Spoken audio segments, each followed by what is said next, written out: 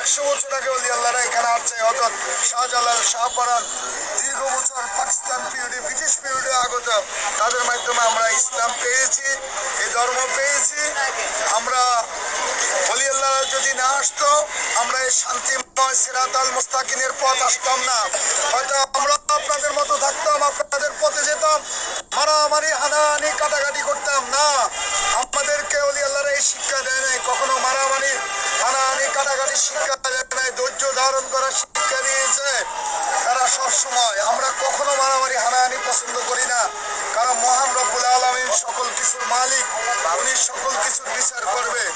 শক্তি ঝগড়া দিয়ে কখনো শান্তি হয় না।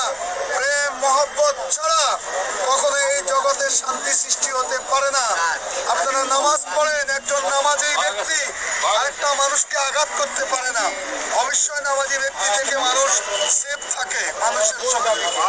আমার মূল দাবি হচ্ছে আপনারা ওলি আল্লাহর মাজারে হামলা করছেন, দ্রুত বিচার সরকার ডক্টর ইউনূস করতে হবে, দ্রুত সময় চলে। এবং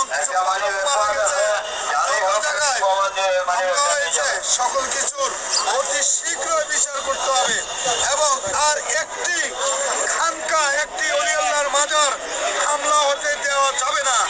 আর একটি ওলি আল্লাহর মাজার খানকা শরীফে হামলা করা যাবে না। অবশ্যই এই জন্য আমরা গর্জে উঠব, প্রতিবাদ করব।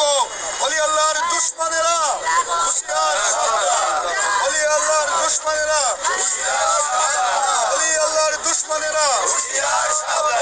ঢাকা জাতীয় শহীদ মিনার থেকে ঘোষণা দিচ্ছি, ওলি আল্লাহর দুশমনেরা হুঁশিয়ার সাবধান হয়ে যান। আমরা লক্ষ লক্ষ আশিক ভক্ত আছি, হাসি মুখে জীবন দিয়ে দিব, ওলি আল্লাহর মাজার বানতে দিব না। আমরা প্রতিহত করব, আর হবে না, বানতে দেওয়া যাবে না। এই বলে আমি আমার বক্তব্য শেষ করছি। আপনাদের